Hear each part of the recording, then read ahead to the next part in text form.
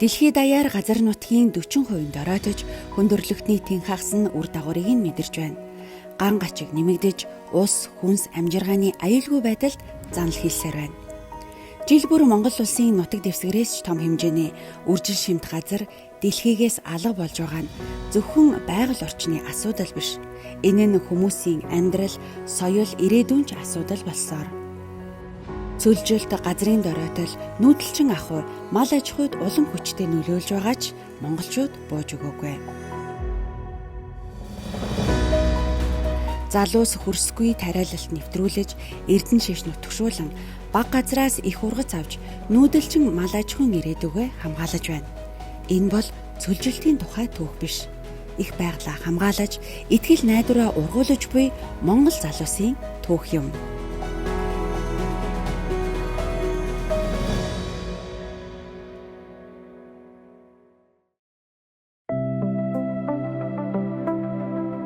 Хамгийн багаараа л газрыг хагалмаар байна. Хөрсийг эргүүлмээр байна. Ногоон бүрхөвчийг баг эргүүлэх тусмаа бид нар цөлжилтэд буцаагаад энэ нийт маастаа хэрэгцээтэй байгаад. Тэгэхээр баг га талбайгаас дэлхийн хэмжээний ургац авдаг болохын төлөө биднэрт ямар боломж байна? Би өөрөө айжуул цэцэрлэгжүүлэлтийн мэргэжилтэй. Тэгэхээр нэг юм өсвөр нас дуусаад одоо ингээд насанд хүрэх үедээ л байгаль орчны энэ экологийн асуудалтай нэг толбогдсон. 2019 оны өвөл тэр өвөл чинь их зууд болсон. Зун гам болоод. Тэр зууднаар Баянгорын аймгаас ямар нэгэн төлөөлөлт холбогдоод малын тэжээл үйлдвэрлэдэг өгөөч, гидропоник технологиороо юм яваад өгөөч гэж санал тавиад. Хүлээж авахад үнэхээр хэцүү санал байсан. Яг гэвэл тэнд нэг саних хөнгөө. Тэгээ боломжгүй гэдгийг хэлсэн чинь буцаагаад тэр үед чинь эмэйлт рүү аваачаад Баянгорын мал ямар байгааг харчих гээл. Тэгээд эмэйлт ороод Баянгороос ирж байгаа малыг харсан чинь тэр ингээ мал биш байсан. Зүгээр би ингээд энэ насандаа тийм мал хараагүй. Тэгэл зүгээр л юм арга яс. Тэгэл гадуураа арьстай.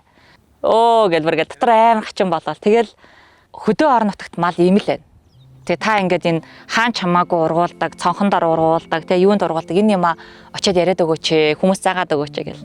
Тэгээд анх 3000 гаруй метр квадрат дээр буудаан соёолжийг анх тарьжсэн. Тариалж явах хоорондоо мэдээж сургалт хийсэн. Тухайн үед өөрийнхөө пэйжээр хүмүүст одоо ингээд буудаг соёолуулаад өвөл малаа тариалж болдог гэдгийг хүмүүст онлайнаар хичээл заагаад өөрийнхөө туршлагуудыг хүмүүст хуваалцажсэн гэсэн үг.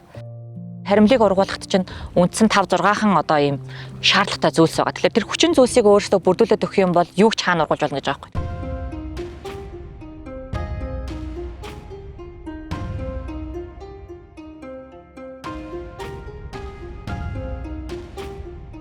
Дэлхий яаж яг малаа өхүүлэхгүй тэжээд юм бол гэж судалсан чинь эрдэнэ шиш байсан.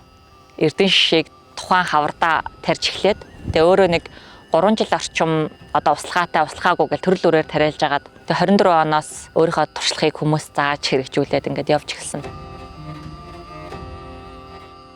Би бол барилгын мэргэжилтэй 19 оноос малдаар гараад одоо тариаланч болцсон явж байна. Тэ 24 оноос эхлээд ерөнхийдөө малынхаа тэжээлийг тариалъя гэд ерөнхөн сургалтанд суусан. Тэгээ 2024 оны ерөнхийдөө айгүй орой тариалт хийсэн 6 сарын 24-нд. Тэгээд байжсэн чинь 7 сарын 3-4 гээд сайхан бороо орсон чинь наадам яг өмнөх 7 сарын 7-8 байсан баха. 8-нд 20-30 саж гараад ирсэн байдгийг. Наадын баяр болоод аял зугаалал ирсэн чинь бүр амар үл бассан. Бүр гайхаа ангаагаад бүр метр ингээд баг ийм надад баг зарим нь надаас өндөр болцсон. 4 гал тариалт хийсэн байхгүй би. 96 таа орчим ер нь эрдэнэ шурааж авсан. Хаврал бид нар нөгөө нэг малаа ер нь айгүй сүлдээ болгочдөг байхгүй ер нь малчч ер нь. Тэгээ яг тэр дорн 12 сараас тэжээх юм бол ерөөхдөө тэжээлийн хувьд ч гэсэн үр ашигын хувьд ч гэсэн одоо бид нар нөгөө хавар зах зээлд ер нь малаа борлуулах юм бол өндөр ашигтай.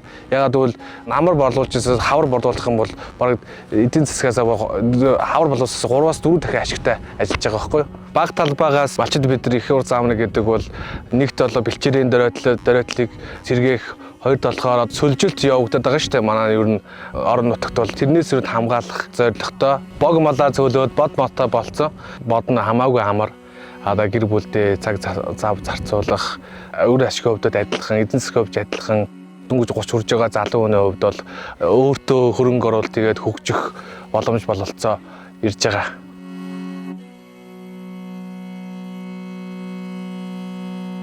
Өнгөрсөн 2025 оноос хойш яг энэ нөгөө дэрэгдээ байгаа бууз хэмээх малаасаа гарч байгаа үүсмэл хөрсөн дээрээ энэ эрдэнэчийг тариалахад маш олон давуу талыг малчинд бий болгож байгаа. Бууз нэг дагадаа 20 санжийн зузаантай байх гэсэн. Тэгээд түүнээс илүү зузаан байх тусмаа нөгөө ургамлын ургах буюу үндэс хөгжих орчин сайн бүрдүүлж өгч байгаа гэсэн үг. Бууз өөрөө эргээд ямар нэгэн ургамал ургахад бордоо олноо. Маш сайн бордоо буюу маш сайн сэрэг, бор, хөнгөн хөрс болж байгаа.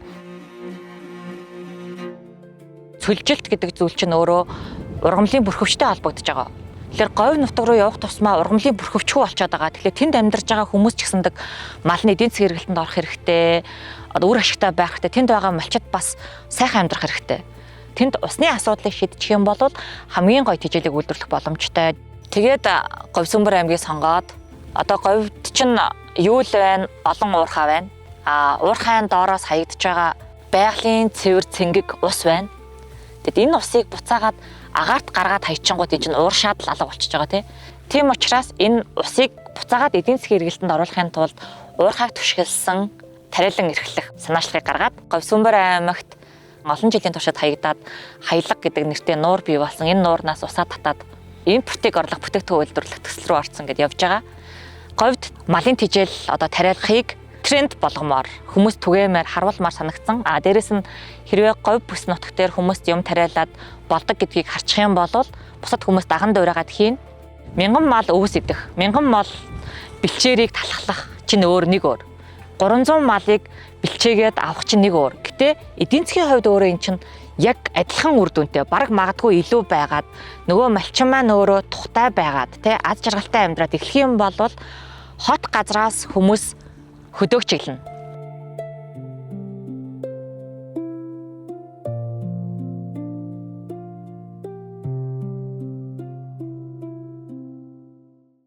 Цөлжилтийг үүсгэж байгаа нэг зүйл бол усгүй болох.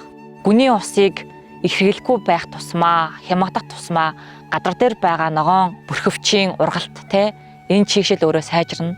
Ногоон бүрхөвч сайжир тусмаа үйл хоримтлагдаа түүнээс орох бороо ингээ сайжирна. Бүх юм чинь өөрөө тойргийн хэлбэртэй байгаа учраас ногоон зам дээр дахин энэгээр тэнэгээр ингээ газрын их техник хараад ингээ бити яваасай. Тэр тохиолдол бүхэн дээр өвс ингээ гიშгэгдээд өгч байгаа. Энэ дээр ингээд 1 метр квадрат юм шиг боловч эн чинь Монгол улс даяар нь харах юм бол том цөлжилтийг үүсгэж байгаа нэг юм байгаа учраас ногоон бүрхөвч бүхнийг хайрлах хэрэгтэй. Бидний хийж байгаа зүйл бол буурт дургамлыг нь үйтэнтэй нь холих, сэлгэн тариалтыг нэвтрүүлэх бидний бас нэг юм нийгэмд ойлгуулах гэдэг нэг том зорилго болоод байна. Энэ бүх эхлүүлсэн ажлыг түгээж байгаа нь манай баг хамт олон гэсэн манай залуучууд. Тэгэхээр залуучууд маань бүхэл аймагт амьдарч байна. Хичээж байгаа бас өөрсдөө тарин шатна тэгсэн ч гэсэн шантрахгүй дахиад л нөгөөдгөө хийн, дахиад л давтаад өмнөх алдаагаа засаад л хийн. Тэгэл засангуудаа сум бүс нутгийнхаа хүмүүсийг авчраал сургана, туршлагаа хуваалцсан. Монголын хөдөө аж ахуйн салбарт, мал аж ахуйн салбарт оруулж байгаа бидний хичээл зүтгэл болов. Цөлжилтийн эсрэг байгаль экологийнхоо төлөө хийж байгаа бидний бас нэг юм чадах зүйл болов гэж бодоод хамтдаа хичээдэг.